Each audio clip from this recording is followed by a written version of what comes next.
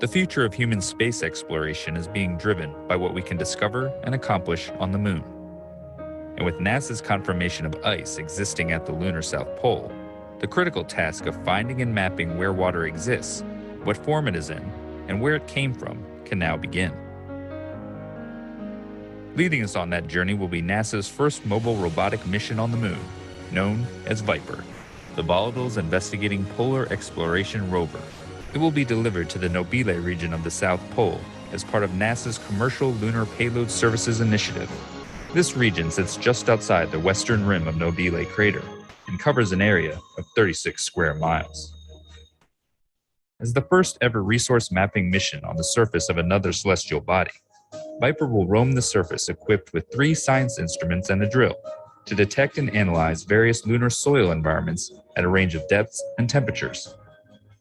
The rover will venture into permanently shadowed craters, some of the coldest spots in the solar system, where ice reserves have been preserved for billions of years.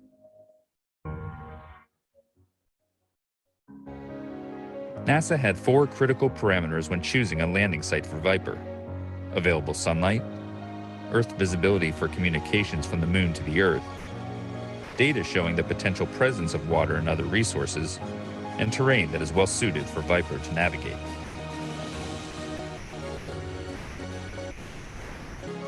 The area to the west of Nobile crater met these conditions. Once on the surface, Viper's mission will last 100 days and cover between 10 to 15 miles. And while a baseline traverse route through the Nobile region has been identified for the rover, the scientific discoveries Viper makes along the way will actually influence where the mission team sends it next, so its planned route will most likely change. During its travels, Viper will visit at least 6 locations where data suggests ice could be found.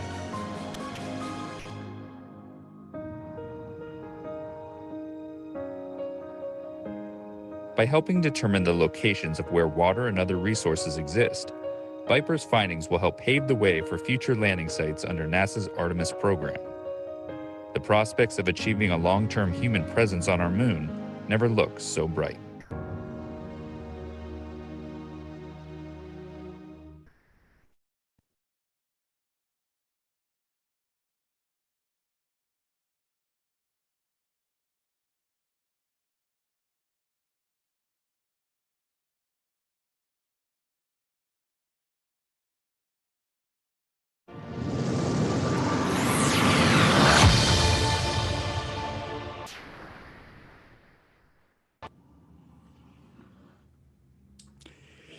Well, hello, everybody. This is Scott Roberts from Explore Scientific and the Explore Alliance, and I just wanted to give you a quick update as to what we can expect this week. We have a full week of programming, which we really didn't have the last couple of weeks due to holidays.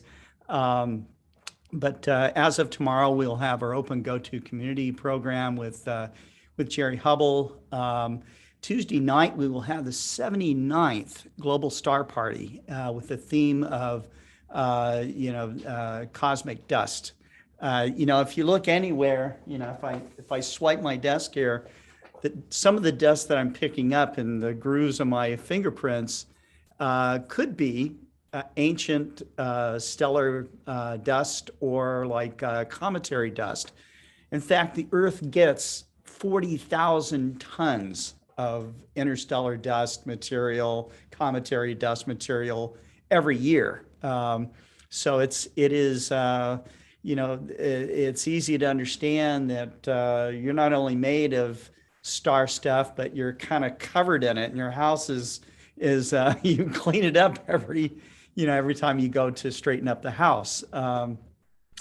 You'd also find that there's material in the gutters of your rooftop, and it's literally everywhere. And up until maybe the 1930s, interstellar dust was really just seen as kind of a bane to astronomers because it obscured things that we wanted to see. No one really thought much about the molecular chemistry that goes on in interstellar dust or how it works in our universe. But it is, in fact, the vehicle of how, our universe breathes and lives and exchanges materials and creates, takes the stuff that stars made and creates new stars and all of that. So in almost every branch of astronomy today, you'll find a intense study going on with cosmic dust. And so we have a great lineup of speakers, including Dr. Caitlin Ahrens from the Goddard Space Flight Center. She'll be on. Jack Newton returns back to Global Star Party to talk about images, iconic images he's made of dusty areas of the sky, and also a new project he's involved with, which is the Newton Astro Club, which is something I guess that we can all join. We have, Kareem Jaffer will be on. We've got, of course, David Levy, David Eicher, Adrian Bradley, a number of your loyal presenters will be on Global Star Party. So I'm looking forward to that. Wednesday, we've got FirstLight Chronicles, where Kent Martz will highlight, he's going to start picking towns that the IDA, the International Dark Sky Association, has anointed as like dark sky communities. So can you imagine, as an amateur astronomer, living in a town that embraces dark skies? That's what some towns across and cities have done across the country, and it's becoming a popular thing. On Thursday, he has viewer submissions, people who have submitted photos of beautiful birds. So we'll be going over viewer submissions. And then on Friday, we've got Focus on Astrophotography with Tyler Bowman. So it is a full week. And it's, it all kicks off tomorrow, starting at 4:00 with Jerry Hubble. And up until that time, we will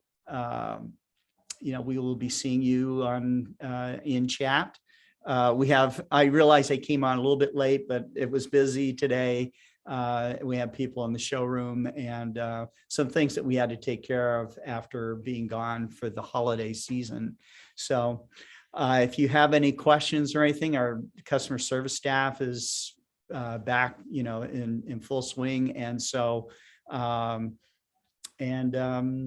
I think that's all I got for right now. So take care. And I think I only have one person chatting with me right now, which is Bappas Travels. So, he's hoping to attend the Texas Star Party this year. Hopefully we have a in-person Texas Star Party. I look forward to that.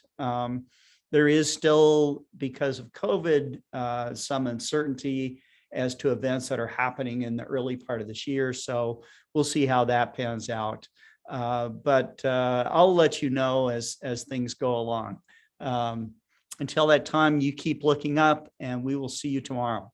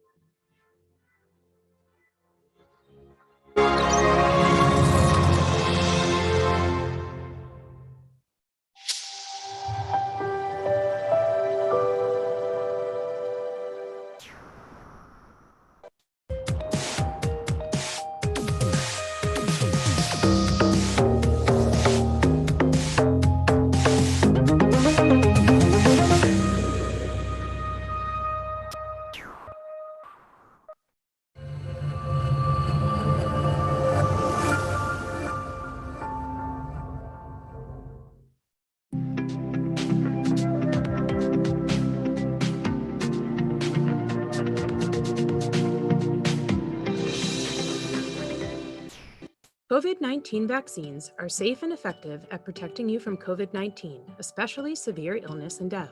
Vaccinated people are far less likely to be hospitalized or die because of COVID-19, including the Delta variant. COVID-19 has a much harder time spreading in a vaccinated population. When more people are vaccinated, we are all better protected against COVID-19. Even if you're young and healthy, it's still important to get vaccinated. Vaccines can help end this pandemic. To get the most protection, make sure you get all recommended doses of a COVID-19 vaccine. Getting vaccinated helps protect you and others from COVID-19.